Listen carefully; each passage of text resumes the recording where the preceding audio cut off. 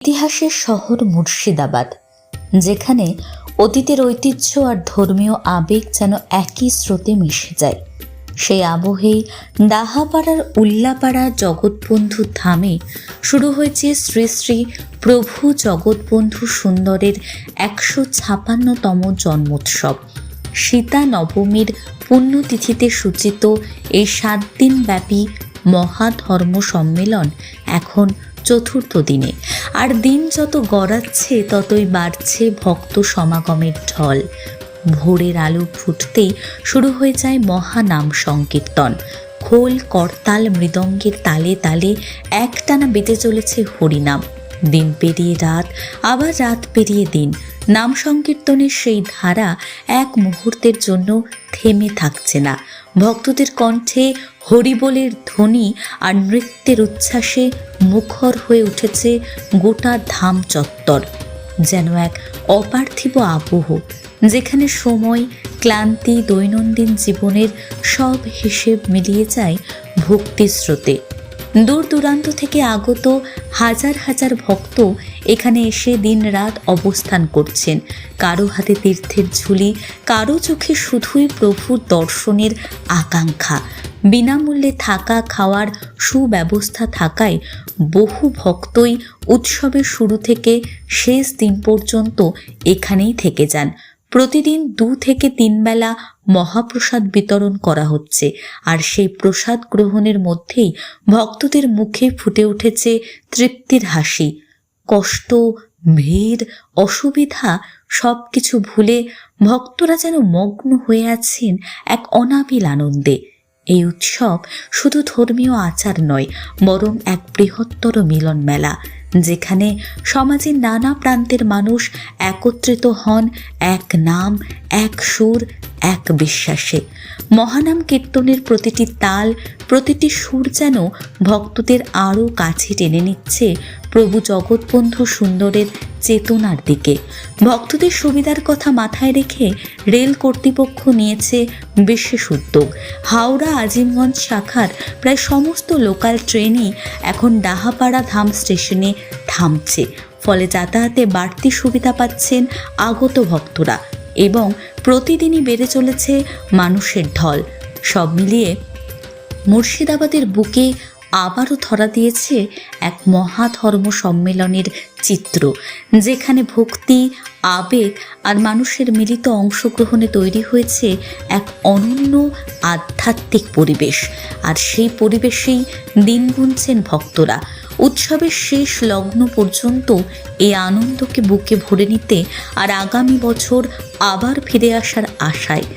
ডাহাপাড়া থেকে Sourav আম্বলির report, Bangla news.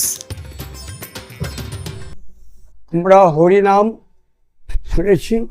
Hari একজন, তিনি সৎ চিৎ আনন্দের ঘনীভূত বিগ্রহ, সচ্চিদানন্দ। এক থাকলে একরকম আনন্দ হবে, তার জন্য বিচিত্র হবে। সবকিছু সৃষ্টি করলেন শ্রেষ্ঠ জীব মানুষ।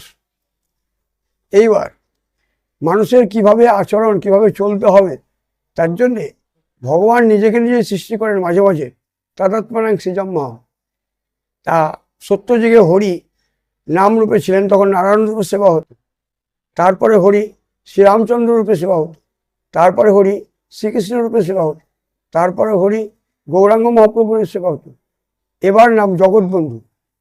তাহলে মহাবতারী শ্রী শ্রী প্রভু জগৎবন্ধু সুন্দর, কৃষ্ণ গৌর মিলিত তনু, নিতাই গৌর একাধারে, পঞ্চতত্ত্ব একাধারে, হরিনামের মূর্তি, নাম জগৎবন্ধু, আবির্ভাব ভূমি।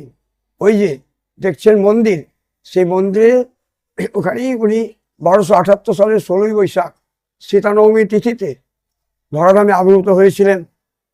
সেই তিথি, সীতানবমী তিথি গত শনিবার পড়েছে 11ই বৈশাখ। সেই 11ই বৈশাখ থেকেই আমাদের প্রভুর আবির্ভাব উৎসবটা উদযাপন হচ্ছেন। আজকে 4র্থ দিবস, আরও 3 দিন, মোট 7 দিন। তারপরের দিন নগর কীর্তন। এবার প্রভু জগৎবন্ধু কেন এলেন? উনি জগতে মহা উদ্ধার লীলায় এলেন। মহা উদ্ধারণ, উদ্ধারটা কি? আমাদের স্বরূপ জাগরণ। আমাদের যে আসল রূপ, আমরা সেই স্বরূপ ভ্রষ্ট হয়ে গেছি, সেই স্বরূপ জাগরণ করার জন্যই তিনি এসছেন। আমরা যে মানুষ রূপে কীভাবে চলবো সেই জন্যই তিনি নিজে আচরণ করে দেখিয়ে দিচ্ছেন জীবজগৎকে। তিনি ব্রহ্মচর্যের পূর্ণ প্রতীক হিসাবে ব্রহ্মচর্য পালন আর হরিনাম আশ্রয়, এটা হচ্ছে মূল তত্ত্বকথা। ব্রহ্মচর্যের মাধ্যমে আমরা দেহ মন সুন্দর সবলভাবে জগতে বেঁচে থাকবো। আর কাকে নিয়ে থাকবো? হরিকে নিয়ে। আচ্ছা, এবার আমি তার, সে আমার, সকলে তার, সকলেই আমার, তাহলে বিশ্বজগৎ সকলেই আমার। তার জন্য এখানে সকলেই আসছেন এখানে এই প্রভুর জন্মোৎসবকে উদযাপন করার জন্যে। এখানে প্রতিদিনই 365 দিনই বিনা পয়সায় সবাইকে প্রসাদ দেওয়া হয় এবং থাকতে দেওয়া হয়। আচ্ছা, তা আমি ভগবানের ভগবান আমার, আমি শ্রীহরির শ্রীহরি আমার, এইটা আমরা ভুলে গেছি। এই স্বরূপ জায়গাতে তিনি এসছেন, আমরা তার নিত্য দাস, আমরা তারই সত্তা থেকে এসেছি। সূর্যের যেমন অপরন্ত সব কিছু আছে, কিন্তু যখন মেঘে ঢাকা থাকে বা কুয়াশাতে যখন ঢাকা থাকে কিছুই বোঝা যায় না। আবার যখন মেঘ সরে যায়, কুয়াশা যখন সরে যায়, তখন সূর্য প্রকাশ পেলে সূর্যের সব কিছু বোঝা যায়। তেমনি মানুষের মধ্যে যে ঈশ্বরের সত্তাটা আছে, এইটা আমাদের মেঘ রূপ মায়াতে ঢাকা গেছে, আর আমাদের কুয়াশাতে ঢাকা পড়ে গেছে। এই হরিনাম করলে আমরা যেমন কাপড় সাবান সোডা দিলে কাপড় পরিষ্কার করা হয়, তারপরে টক জাতীয় জিনিস দিলে কাঁসার জিনিস পরিষ্কার হয়, হালকাতে পরিষ্কার করতে গেলে যেমন কেরাসিন লাগে, তেমনি হৃদয়টাকে পরিষ্কার করতে গেলে হরিনাম মুখে উচ্চারণ করতে করতে করতে হৃদয়টা স্বচ্ছ হবে। স্বচ্ছ হৃদয়ে আমি কে এটা জানতে পারবো, আমি কার এটা জানতে পারবো। তাহলে আত্মাটা আমি, ঈশ্বরের সত্তা, ওই গুণগুলো আমার আছে, ওইগুলো আমাকে ফুটানোর জন্যই তিনি এসছেন। ভোরবেলায় আমাদের প্রভুর মঙ্গল আরতি হয় প্রায় 4টার সময়, 3:30টায় কীর্তন ধরা হয়, 4টার সময় মঙ্গল আরতি হয় এবং মঙ্গলা ভোগ লাগে। আবার 7:30টার সময় স্নান টান করিয়ে সেবা পূজা যেটাকে বলছি, তার বাল্যভোগের প্রসাদ ভক্তরা সব পান। তারপরে দুপুরবেলায় 11টা 11:30টার মধ্যে ভোগ লাগে সেই মহাপ্রসাদ অন্ন, সে মহাপ্রসাদ সকলকেই আবার বিতরণ করা হয়। আবার বৈকালে জাগরণ হয়, জাগরণ হয়ে ফল মিষ্টি ভোগ দেওয়া হয়, তাতেও ভক্তদের বিতরণ করা হয়। সন্ধ্যায় আরতি হয়, কীর্তন আনন্দ হয়। আর সারাদিনই কীর্তন হচ্ছেন, কিন্তু সন্ধ্যায় উত্তরে আমাদের একটা দেখার মতন, সন্ধ্যা আরতি, সন্ধ্যা কীর্তন, এগুলো দেখার মতন। তার জন্যে সবাই উদযাপিত করেন। আবার রাত্রে ভোগ লাগে। এবার সবাই মিলে সেই ভোগ প্রসাদ আমরা আস্বাদন করি। এই নিয়ে আমাদের জীবনযাত্রা। আমার নাম হচ্ছে নরদাস ব্রহ্মচারী, নরহরি দাস ব্রহ্মচারী। এখানকার প্রধান সেবায়ত হিসাবে আমাকে রেখেছেন।